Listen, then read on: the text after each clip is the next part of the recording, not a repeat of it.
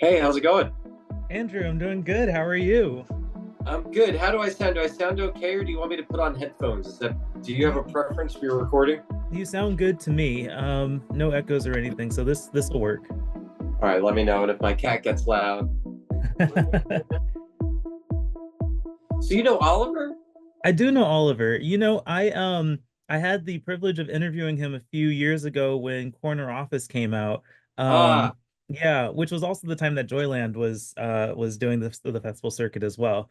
We slave away over these films, and like we start with super indie, shooting things guerrilla style with next to no budget, and now to be here within the same month with the Cannes premiere and the Tribeca premiere, and for our team to win the jury prize in a certain regard, it's just crazy. Like, pinch me, Thomas. Is this really happening? So yeah, we've just kept in touch. Oliver is super cool. oh, I just love him. I feel like one of my favorite things of this process of this film was getting to know him as a friend. It's like, we had a lot of producers, a lot of people involved. To them, it's tomorrow's a year from where we started shooting. Okay. And And I remember from the process, you start with like 150 people when a movie begins. And then a year later, there's 10 of you, right? That you still talk to every day. And I'm happy that Oliver's been in that list. That's so cool. I'm really happy to hear that. No, he's Yeah. just such a great dude. Always great to keep in contact with, and I love following his stories and all of his adventures. He's also a whiskey guy. I'm a whiskey guy, so I relate with him on that as well. Yeah, I like a bourbon. We were out the other night. I was telling him my obsession with finding the best cheap bourbon. Like I'm Mm-hmm. like I like a table, like to find like the best $6 bottle of bourbon to me is like the accomplishment of a lifetime. I like that objective because I have this problem where I tend to like pricier bourbons, and I'm not quite living that lifestyle just yet. All right, my ultimate tip then for the conservative man's bank account with bourbon. Have you ever heard of benchmark? Yes, I have. It's Yes. like in a big handle. It's like an Evan Williams size. Yes. That's Blanton's. Oh, All the like $60-$80 Blanton with the horse on it, all of right. it that doesn't meet QC, it gets rebottled as benchmark. Ah, well, I But it's love the same. that's really great to know. I They did not. all have one like that. They all have like old granddad is some like I forget if it's Jim Beam or what it is. It's like they're Okay, all those wells. They're like all come from something. that's so interesting to know. See, I didn't realize we were gonna have a whiskey conversation like this. Full service here. And are you I in? I was reading. Are you in Portland? Are you in the Seattle, Northwest? Okay, Seattle. Yep. I'm going to Um, be at the Bend Film Festival in a couple of weeks. oh no In way. your Oh, that's area, yeah, awesome. yeah, yeah. For Yeah. which film? They're having their first year of their new lab. They're calling it Okay. a base camp, so I got invited to the base camp, Oh, and very then cool. I'm going to stay for the festival. They wanted to show Canada, but Ah, you know, that's kind of tough. Because it sounds like distributors I and imagine producers. Bend is before New York, huh? No, it's after. It's After. Oh. weird.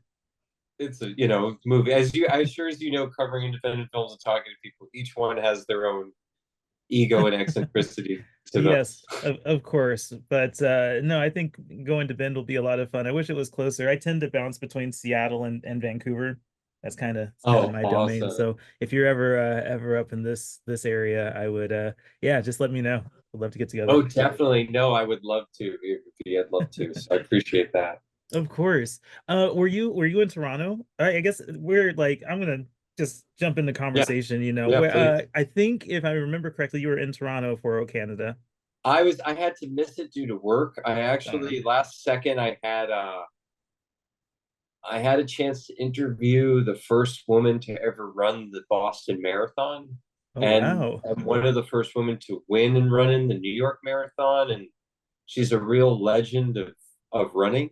Uh, but running from that era when America was top runners in the world of long distance running, there was just no coverage. It was so different. Um, and so she's in her 80s and she has dementia now and has been fading. And it was a very uh, heartwarming and disturbing couple of hours to witness it all. But I know my friend is trying to do a project on it. I wanted to capture her, and it was the only chance. I was like, well, I went to con, and You this did. woman I'll never meet again. So I gave it to him last second. No, that's awesome. And when work calls, but that sounds like a really rare opportunity, and I'm happy that Yeah. you were able to do that. Were I you there for it? I was, you know what, and I was also fortunate enough to attend the premiere screening. Oh, amazing. Yeah, I was really happy about that.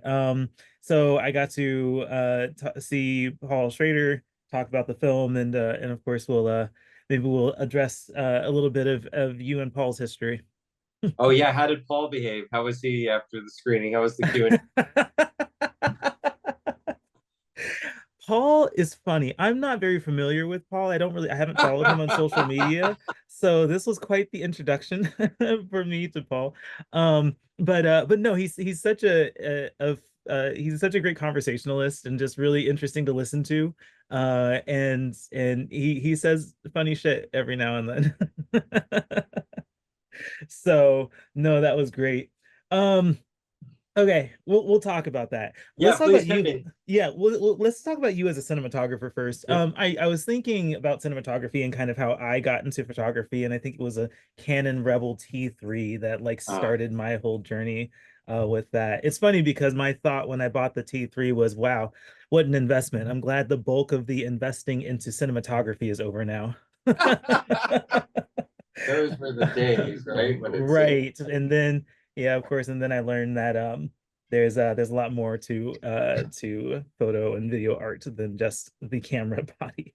A Um lifetime. yes. So it made me wonder what was the camera that got you into photography and cinematography?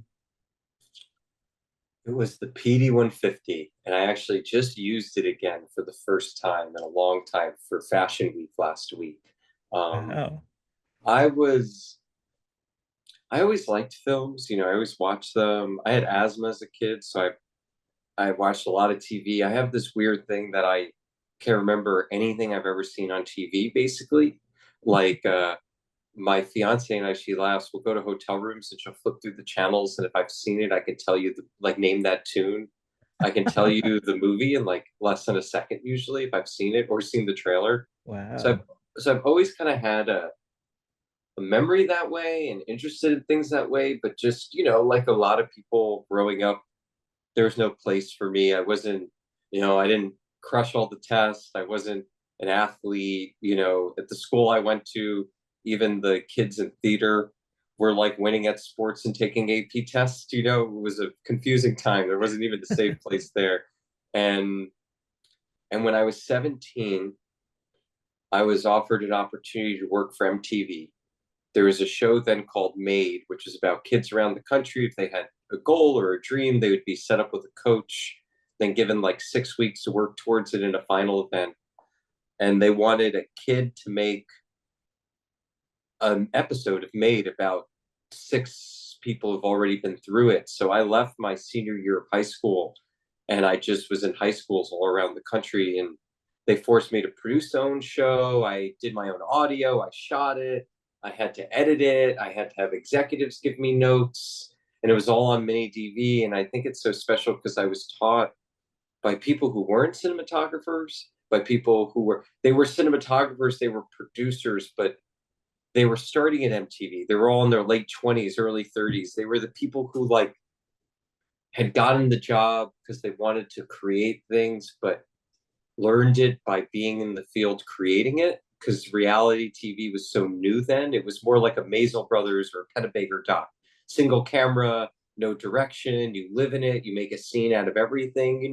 Like it was beautiful. And so that was the PD 150 with those great Sony colors. And I was waitlisted at NYU, or I got into schools without film. But after MTV, I really loved, it really got me curious. I was like, oh, there's something I can communicate here. There's something I feel here. I got waitlisted at NYU. I called them every day for a month and they let me in. And, it's funny that PD 150 I always borrowed from MTV all throughout. We had film cameras. We had 16 cameras. I used to shoot like 30 films a semester on 16. Like I loved shooting film, but still it was, I don't know, that PD 150 really Nothing but the colors. I loved the zoom. I just knew it. And it was like the beginning of a revolution. And it wasn't until, the 5D Mark II came out before your Rebel, which was probably the next camera to really change my life. And it's funny you mentioned it. And sorry if I go in too long on this question, No, but you're great. This is awesome. you mentioned it, and it's funny because now it's almost 20 years later, and I was there when everyone was like, film is dead, and I was like, yeah, it should die.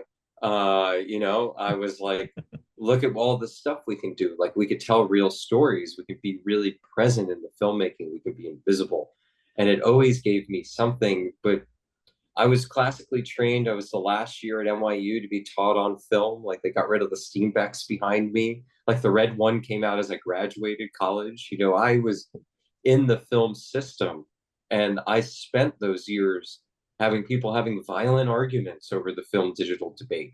In some places, digital was really dirty. But I always embraced it. I worked for great guys like Harris Savides. And it's funny now that I get ready to do these next films, I see the way people are shooting film now, and I see that so much of the art has been forgotten. I see so much film is being used as like a film filter, but they basically shoot it like digital, but they put a roll of film and they say it controls them because it limits them. But film is an act of faith. You have intention, you create a formula and an attitude to go after that intention. And then film allows it all to go into a box, and you don't know what comes out of that box. That's the faith. It could be dust or hair, it could be this. And so I think that attitude towards intention has always been a part of me, even with digital. And I realize that only now that intention has lost film. So I'm now very interested in returning back to 16. I find myself, I'm calling NYU looking for old notes from my teachers who passed away. Like, I just, there's always new form everywhere, I guess, no matter what camera you love in the moment. Andrew, if it wasn't 7:30 in the morning, I would pour a glass of whiskey and just listen to your stories. Okay. Too kind. That's just kind of a remarkable history there. And I love hearing your insight about it. When does Paul enter the scene for you? When does he start being a contact of yours? Well, this is a funny irony. It's the last writer's strike to this. The I'm probably one of the few people besides Hollywood studio barons who have benefited from the writer's strikes. I like to say it's like a weird quirk in my personal history. Um, I went to NYU. I was shooting 20, 30 movies a semester. I was a union camera assistant by my sophomore year because I was teaching people how to work digital cameras. I was day playing on Law and Order, loading film, going to school, getting in trouble everywhere, shooting features. It was early YouTube. I was shooting hip hop videos for like G Unit's cousin, stuff like that. A rapper threatened to kill me and my family Oh, after not wanting to pay me and my crew after a shoot. It wow. definitely ruined the buzz of like right out of school cinematography, got to be honest. And I just was less into it after that. And kind of like, again, it was early digital, it was YouTube. The form we're in now that started in the 2010s was just trying to fight its way out then. It was a messy time to be a cinematographer. I think we lost a lot of great films sometimes to that digital transition. And I hope now that the new generation is so into analog and so into these obscure digital formats, that I hope some of them, like they were playing Pieces of April the other day. I'm like, fuck yes. And so I was graduating school. I was editing a documentary I was making on coffee culture in a friend's production office, David Viola, for a company that doesn't exist anymore. And he came out into the pool of everyone in the office, said, Paul Schrader's looking for an assistant. Would anyone be interested in it? I was just happened to be there editing my doc, and I had interned for David. I'd known him for years. He was a great mentor. And I just went to him, I was like, I don't know, that sounds interesting. And I wrote a resume. I wrote a fake resume because I'd only worked on set. I handed in the resume. I got asked to interview. I had a 2 to 4 minute interview where Paul looked at my resume and said, "What's this New Orleans Montreal shit?" And I was like, "Well, you know, it was a feature I shot in New Orleans, right? Katrina, Michael Almereyda, these actors." He's like, "I don't know that." And I'm like, "Okay." In my little suit, you know, I'm 20 in my little suit, and I'm like, okay. And I already puts down the resume, and he looks at me, and goes, "You know what? This is a shit and ice cream kind of job. You're gonna shovel a lot of shit, but in the end, there'll be a little bit of ice cream for you." And, and I looked at him, I went, "I like both those things. That's fine." I didn't get the job. I didn't get the job. Really? I didn't get the job. Perhaps Wow, that was quite the buildup.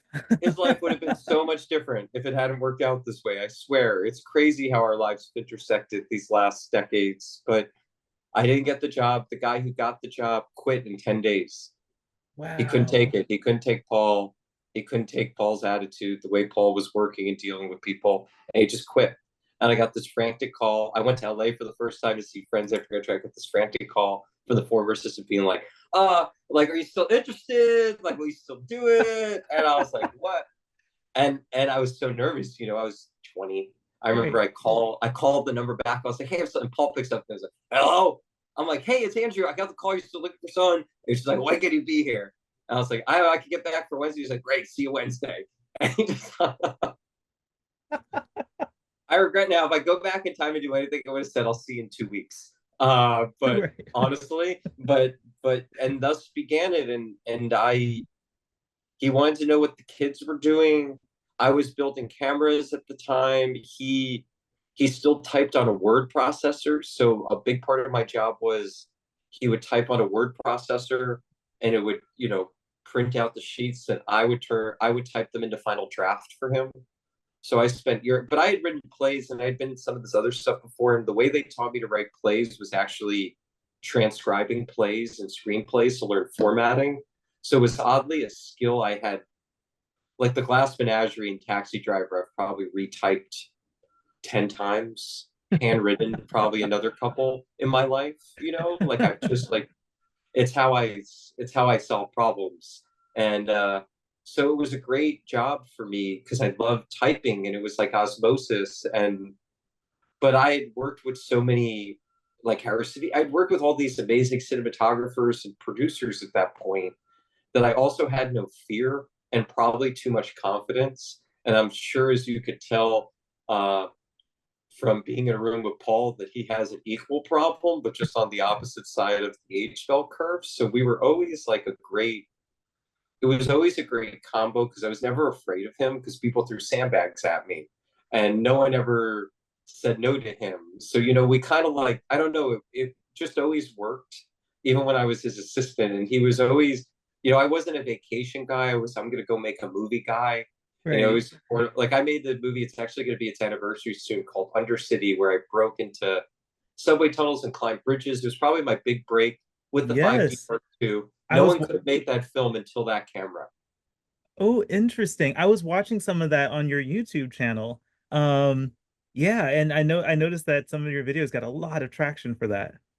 I did that at night while I was working for Paul. So Oh, I would work in the office all day, then I would go out all night and I would break into subway tunnels. Basically, like he'd come in and see me just like zonked over at my desk, and I'd show him the footage. And he was like, "That's weird," and he was into it. And you know, so he kind of let me. And then I was also a 1% owner of a parkour league at the time in exchange for the sneakers and making videos. And then I would, on weekends, I was just had all these English and French kids in town, and we'd be like breaking into office buildings and climbing stuff and jumping around. And so it was like that was my summer of Schrader, my first summer there. And I just like, and I made films with eyeglass cameras. And you know, it wasn't at MTV. You were a producer, cinematographer.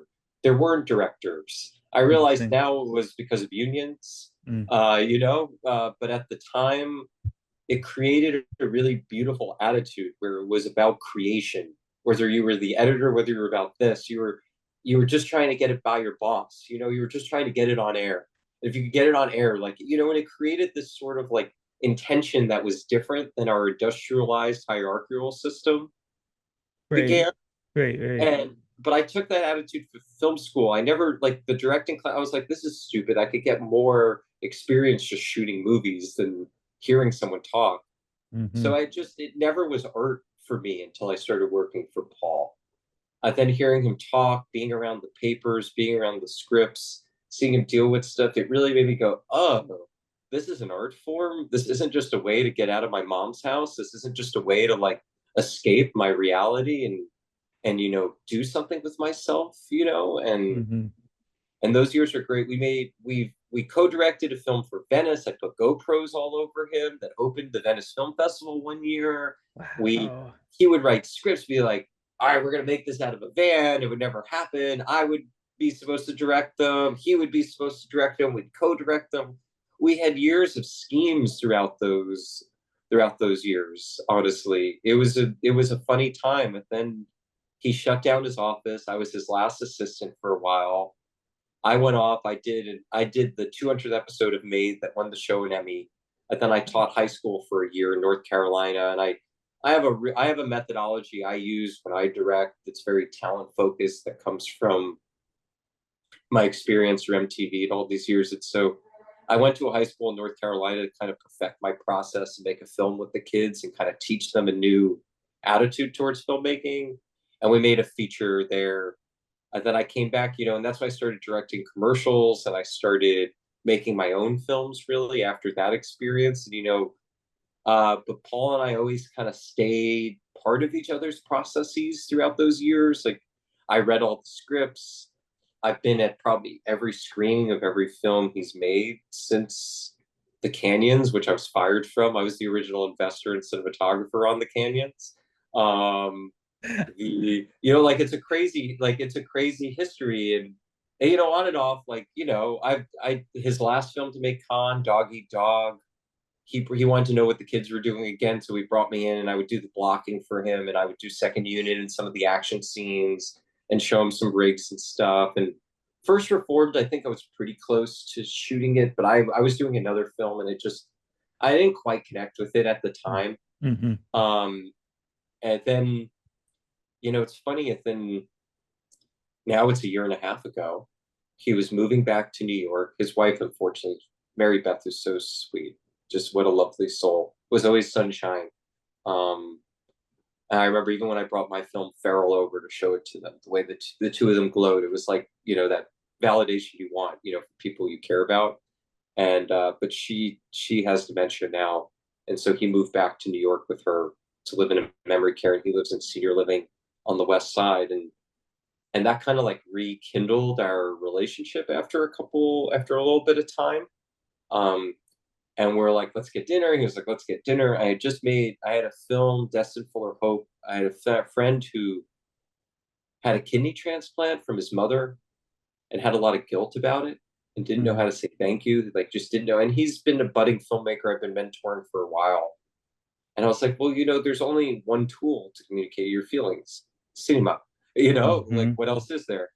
And so I worked with him. He free wrote with me, and I was like, let's make a film. Like, Mm-hmm. let's figure out what you're feeling. Mm-hmm. And the intention was just to make something for his mom. I was like, let's just make a thank you letter to your mom. Like, let's make something for her. And if we could do that, like, who cares? Like, if it goes beyond that, who cares? But let's Right. make something real, you know? And he was trying to make it like as a spec commercial. I'm like, how dare you give your story to capitalism? Mm-hmm. Like, that's you. You do Mm-hmm. a chain company or something like that. How dare you? You know, this is your mother. And Right. so it's like, let's make a film. And we made it.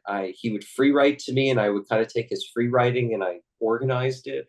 And we just spent 2 hours in each of these rooms in his house, playing the audio of his memories and just create images.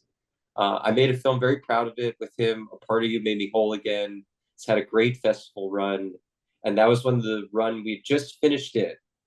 And Paul came in. I sent it to him. I was like, this is what I made. And I remember he ran into dinner with his assistant. He ran and he was like, how do you do that?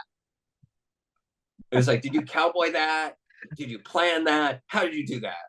I was like, all right. I was like, well, you know, a little bit of column A, a little bit of column B. You know, it's how I do. It's kind of French, you know, we Right. just do it. And he looked at me, he was like, you know, I got this new script. I'm going to do it. I got to do my next film. I want to give it to you. Can you tell me how you do it? I didn't think much. I've always done that for him. I don't know if it makes sense. Like, it's never been like, it wasn't I didn't even think of it as a big deal. I had just, for the last 5 years, I had owned a commercial production company with a partner. We had a couple of good years. It just, I don't know, the business started not getting run well. Work started getting dry. You know, fatigue makes cowards out of everyone. And then the emotion started, you know, like got real tense there. And I was just like, I don't know. I realized how lucky I am to be someone who create. And I looked around at my business and I realized that businesses are for people who can't do things. You know, if you can use your hands, you don't need a business. You have your hands. And I had this moment, I was like, I don't know, I want to make movies. This is like, it's not worth it for the stress. And so I had quit and I was having kind of a crisis of faith of what to do. And Paul handed me the script and I read it and I was like, oh God, this is outside of your wheelhouse. Like, and I've seen what happens to him when he goes outside of his wheelhouse. And I was like, okay, but I know how to do this. I make kaleidoscope films. Right. And so I read it and I was like, oh, easy, aspect ratios, black and white. And you do this, it could feel like this. And I kind of saw it real instantly. It's one of my, that's my skill. And so we had this martini dinner and we went in, Paul, you got to fuck this up. We got to do this. You got to do this. You got to do this. It can't be like the last one where you dealt with time periods. You know, you need these, you have to use these schools of cinema, you know, because these tools will bring clarity and emotion, which is what a script about death requires. And so we're having this conversation, going back and forth with our martinis, and finally he like points his glass at me and he's like, well, maybe you should shoot it. I was like, maybe I should, but I've been through this enough in my life. I was like, yeah, right. I was like, whatever. I just assumed I'd do some second unit or just help him, you know, whatever he needed. And he had such a bad experience on Master Gardener. I was just like, I don't want you to die, man. Like, I don't want you to die. Like, just let me help you. Like, I'll help you. Like, if you need shot, like, I'll help you figure it out, but don't die making a movie. And he offered me the film, and then out of nowhere, within the next couple of weeks, we're going to parties together. People started coming up and being like, so I hear you're shooting next Schrader film. And I was like, all right, well then, and it all kind of started from there, and thus began it then. And to close the loop brings us back to the next writer's strike. Because I met Paul at the beginning, and then I started shooting this film for him during the next. I closed the loop, and you know, the writer's strike created opportunity again. It created opportunity for the film. We got amazing crew because of it. You know, we were one of the few allowed to film, and it brought us back together again with the same attitude of freedom and tension, and just, you know, me still being young enough and angsty enough to still want to punch the bear. So it was a great experience. That is incredible, Andrew. What a story. Yeah. I mean, that's a movie. You need to get someone on that story and tell that as a movie. I don't know. So, you know, I'm actually out of time now. Oh no. Which is okay, because I loved everything that you talked about, and that's so awesome to hear your background and your story. And I just don't know if any of my questions are gonna be more insightful than what you just said. So you know, I hope we get to talk again soon. I'm gonna go ahead and bring this to a close here. But I'd really like to talk to you again and get more information on, like, you know, your involvement in the industry, your, you know, philosophy on film and cinematography. Like, it's all so fascinating. Yeah, it's a good time. You know, I'm going to Bend in October 7th, and I'm just finishing a script between now and then, so I'm around. You're around. Okay. Do you have my email? Do you have my individual? I think I do. Yeah, you do. Yeah, from the beginning. So yeah, just CC me on stuff too. It's fine. Yeah. And if you want to do another, yeah, I'd love to. If we could talk about the film. Sorry I went long on this stuff. No, this is so good. I really am so happy you took the time out to talk with me about, you know, your history and you know, getting into O Canada. And, you know, we'll have another conversation soon, okay, Andrew? Yeah, dude, totally. I'm down. Just let me know what you need. It was a pleasure.